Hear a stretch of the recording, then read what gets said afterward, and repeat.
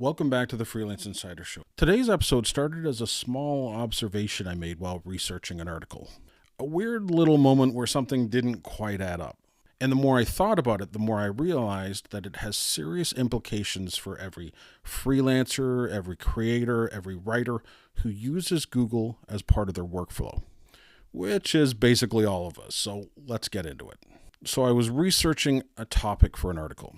Standard process. Open Google, type in my search, read the top results, and build my own ideas. But this time something stopped me. Sure, Google's AI answer at the top was pretty good. Detailed, specific, useful, better than I expected, honestly. But that wasn't what caught my attention. It was the sources that Google used to build that AI answer. I clicked through a couple of them. They were genuinely excellent. Well-researched, specific, detailed. The kind of content that actually moves the needle when you're trying to understand a topic deeply. So naturally, I scrolled down to take a look at what was ranking in the top 5 of the search results. Should be good, right? Nope. Generic, boring, surface level fluff.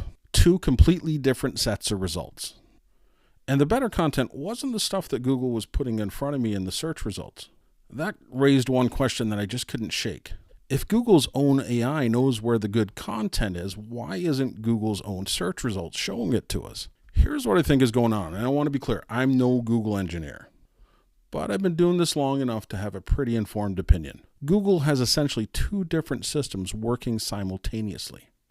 The first system is the traditional ranking algorithm, the one that decides what shows up in the top 5 of search results. And that system has been gamed for years. SEO optimization, backlink building, keyword stuffing, content farms churning out articles designed to rank, not to inform. The result? A lot of what sits at the top of Google search results now is there because someone was good at playing the SEO game, not because it's the best content or the best answer to your question.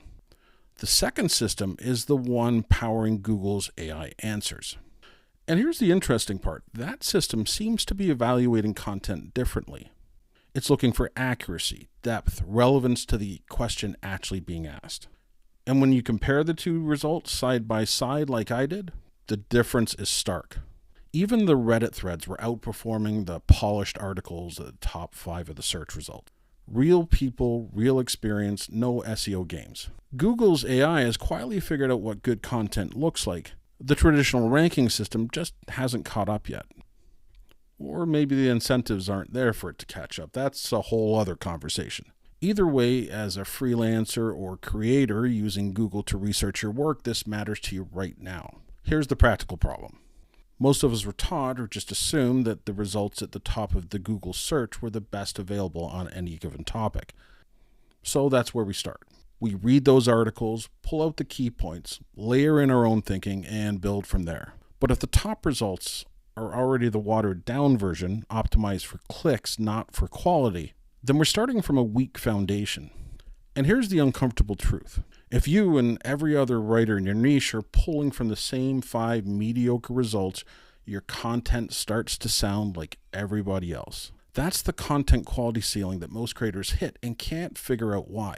The research is the problem, not the writing. The good news? This is actually an easy fix once you know what to look for. Here's the practical shift I want you to take away from this episode. Stop treating the top 5 search results as your starting point. Treat them as a baseline at best and a warning sign at worst. Instead, try this. Run your search, read the AI answer at the top, then scroll down in that AI answer and find the sources that Google actually cited to create that answer. Click through those. That's your real starting point. Then go to YouTube and research the same topic. You'll often find creators that have gone deep into a topic that articles just don't capture. Then search Reddit. Find the threads where real people actually debated the topic, shared their experiences, pushed back on conventional wisdom. That stuff is gold. Cross-reference everything. Look for the points that keep coming up across multiple sources. Look for the places where sources disagree, because that tension is usually where the most interesting insights live. Granted, this process takes a little longer, but the content you produce will be a lot better than you were making before.